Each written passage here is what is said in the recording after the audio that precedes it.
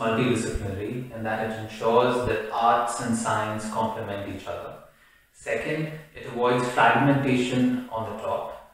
And third, it helps in better research funding. To me, the new education policy is an unwarranted one.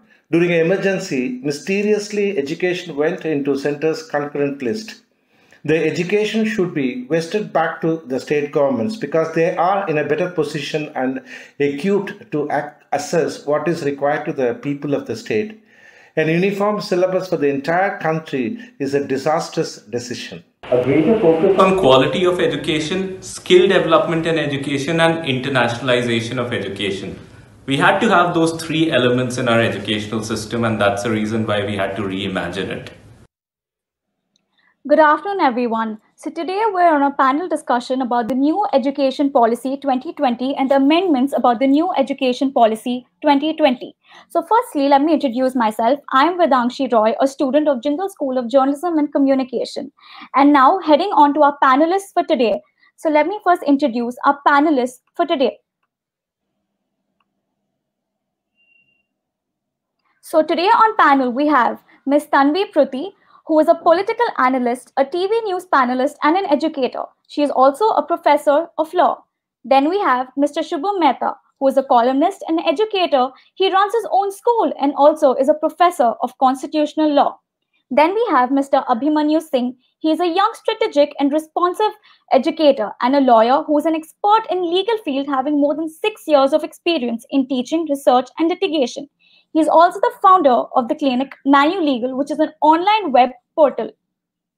So coming on to today's discussion. So with the approval of the new Education Policy 2020 in July, India is all set to witness a much needed reformation in education, one that focuses on the essentials of learning in the present while preparing the students for the future that they get to shape. So right now, firstly, seeing the video, I would want to ask Tanvi ma'am that what is your opinion on what the various people just told, because they are also eminent people from the line of education. So I would like your opinions on it, on the same. Ma'am, I think we can't hear you. Ma'am, you're not audible yet. I think we can get back to you later. So we'll get back to you in a while. So I would pose the question to Shubham sir over here about the rationale behind the new curriculum structure, which is 5 plus 3 plus 3 plus 4, which is replacing the old structure of 10 plus 2. So, sir, what would you want to tell about it, as you also have your own school? So how would you implement it, and what are your views on this entire new structure?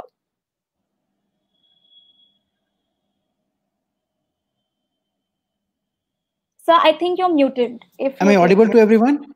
Yes, sir, you're audible. Okay.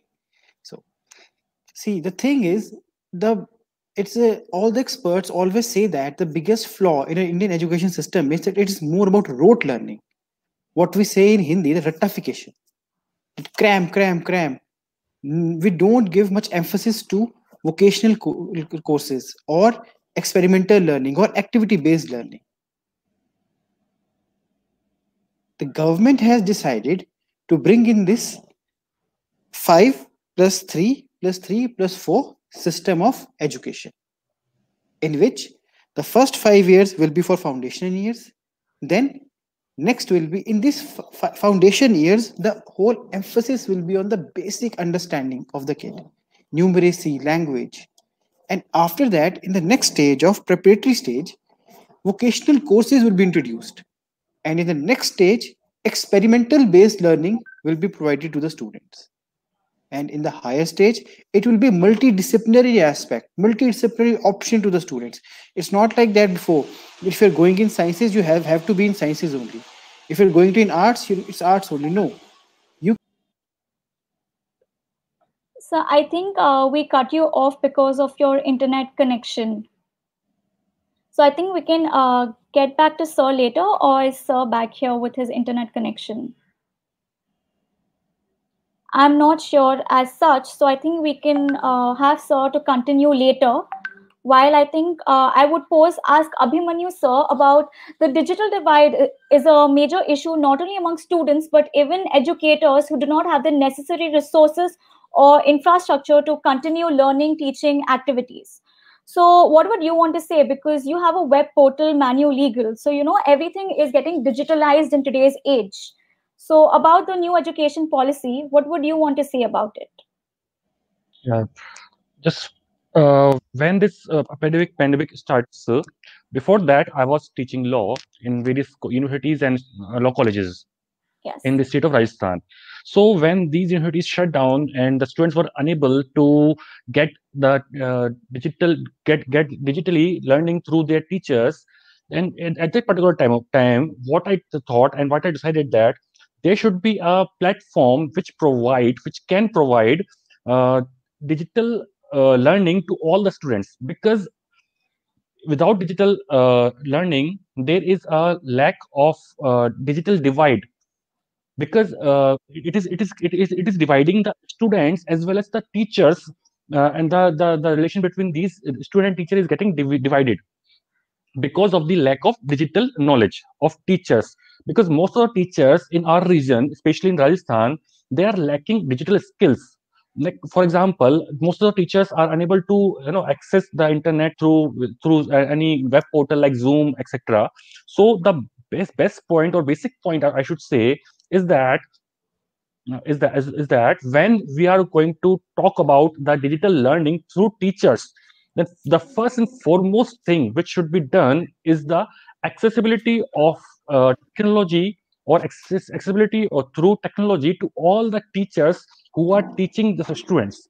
Because without getting information or without getting a proper knowledge of how to use these digitally advanced apps like Zoom and etc., most of the teachers are unable to implement their education or communicate their actual education, or communicate their learning to their students. So this is one of the major reason. The Yes, second sir. Yeah, So the I second think we're reason. falling a little short of time. So thank you so much for your useful insights. And we had lost Shubham sir before. So getting back to you, Shubham sir, would you like to walk us through what you were saying about the entire change 5 plus 3 plus 3 plus 4? So could you just brief it up or sum it up for us in Yeah, brief? yeah, sure. Yeah, sure. See, the biggest complaint with an Indian education system has always been that it is based on rote learning. Rote learning is cramming, what we call in Hindi ratification. Cram, Yes, cram, sir. cram. Sir, So, could so you just that is what sum they it have. up a little fast because we just have 1 minute Yeah, of sure. time left. So yeah. Sure. So the whole purpose of this 5 plus 3 plus 4 is this five. This they want to bring basic understanding of the student of numeracy and language. And the next 3 years, then they will bring vocational courses at a very young age for the students, and then an experiment based learning at the next stage, and the last would be the higher learning stage, in which it will change from before. Like it was like if you're going in sciences, that you have to be in sciences or arts. No, then you will have an option. Either you can take science subject as well as some art subject along with it. So that is why they have changed the old system of 10 plus 2 to now the 5 plus 3 plus 3 plus 4. Important thing is that total number of years in the school has not changed. It will remain 15 years only. In 10 plus 2, we do not take into consideration the very foundational years like Anganwadi, UKG, LKG, that is not included in the formal education at right now. But in this 5 plus 3 plus 4, this Anganwadi learning or nursery or and KG classes, LKG and UKG, they will also be included in the formal education. Thank you so much, sir, for your useful insights. Now, I would like Tanvi ma'am, like as she had a few internet issues and now she's back, she's joined us back. Thank you so much. So, what are your Yes. views on the entire reform that has taken place? The video we saw, they gave their views. I would like to know your view because you're known for giving your views on various matters, and so please walk us through it. Yeah. Yes. Am I audible now? Yes, you are audible. Thank you so much. Okay. So I would say that thank you so much for playing this video in the beginning, because it pretty much summarizes that the new education policy has its own pros and cons. And to understand it, we need to first we need to first analyze that this NEP is nothing but a visionary document. It sets out a roadmap for education institutions, for the governments, for the next couple of years, so that they can bring the kind of creativity and innovation which is lacking in our education system.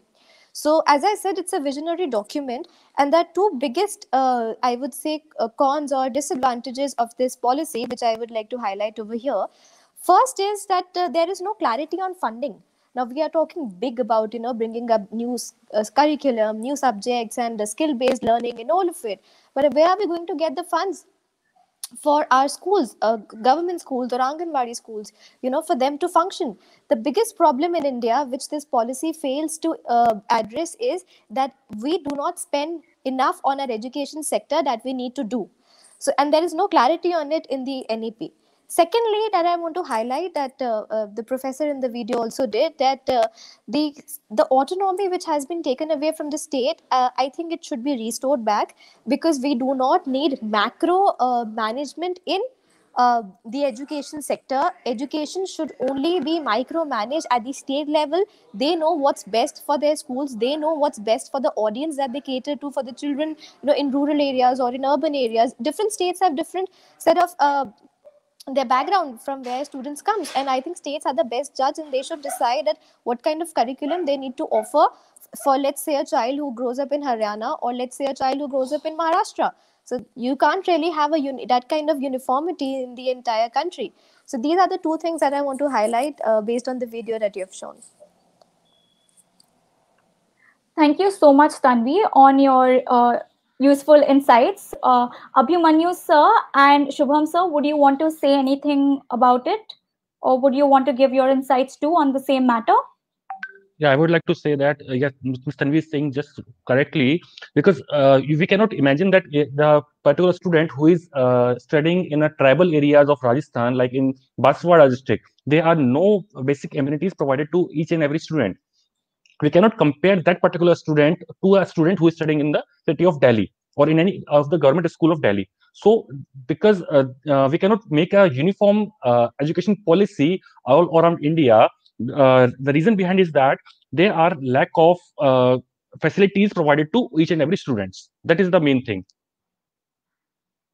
Thank you so much, sir, for your useful insight on the entire matter. Shubham sir, what's your take on the entire matter? Because you're a teacher, you have a school. I think Shubham sir is facing a few internet issues again, or is he with us? I'm here. Yes. Am I audible? Sir. Yes, sir. Just please give us your insight. No, I would like to address the budget issue.